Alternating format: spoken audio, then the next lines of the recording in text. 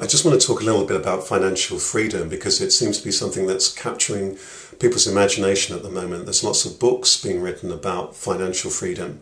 There's lots of experts who will talk about financial freedom, entrepreneurs and all sorts of other people about this thing about financial freedom. But what is it? And is it possible to arrive at it? I guess what these experts are talking about is accruing enough finance, enough money that you've got the freedom to spend it on whatever it is that you like, and that you've got therefore the freedom to not worry about money and to take care of other things. But let's look at that. And let's look at what's actually going on in life. There are those people who don't have enough money or feel they don't have enough money or want to make more money and who are pursuing money through their career, through business, through enterprise or whatever. And then there are those people who are lucky enough to have a lot of money. Let's look at that second group, so those who've got a lot of money. Maybe they're well known, maybe they're celebrities, maybe they're very rich business people or whatever, maybe they've inherited money and maybe they're rich landowners or whatever. Are they financially free? Are they financially free? Very often what you see is actually the movement between those who've got money and are trying to hold on to their money or trying to accrue money, who are worried about where they are on the rich list, wondering about how expensive it is to keep up or to heat their particular home, and those who don't have money. Neither party is financially free, so let's get rid of that illusion for once, that delusion. Those who have money are not financially free. Very often they have a lot of debt. Very often they have got all sorts of things to take care of. So they're not free from the financial game that we all find ourselves locked into.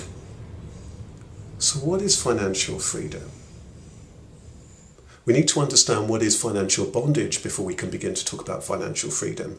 And from both sides, that is financial bondage.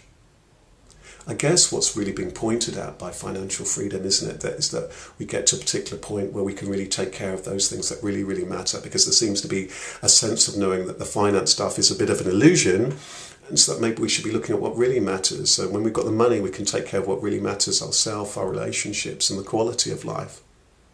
Well, in which case, why didn't you take care of yourself and your relationships and the quality, how it is that you relate to yourself and your life now, rather than waiting a complete lifetime of what may or may not happen? Is it possible to arrive at financial freedom? Is it possible to guarantee and keep financial security? Even nation states, America, have they been able to achieve it? Look at Europe. Look what's going on in Europe. Have they been able to achieve it?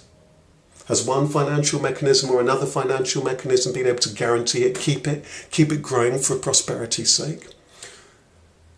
Perhaps we need to look at what is underpinning and what is beneath finance in order to find out if it's possible to be free or if it's possible to arrive at security. We need to remember that life is transient, everything comes and everything goes. Money, like everything else, is a construct. Money is actually just a reflection of the transfer of energy between you and I. You have a certain set of skills and talents, and I have a certain set of skills and talents and resources. And then life has its natural rich resources which are there, which then we put money and all sorts of constructs and ideas around ownership around. Is that good? Is it bad? It's how it is. But we need to be very mindful about this movement of how it is that we've chosen life before we can actually talk about and pontificate about financial freedom. The only way to actually be free from money is to be free from money and not have anything to do with that. That's not what most people are talking about when they talk about financial freedom. They seem to realise that we have chosen to live in a material world, so that is part of how it is that we live our life. So we live surrounded by material things, and we use money or whatever as a form of exchange.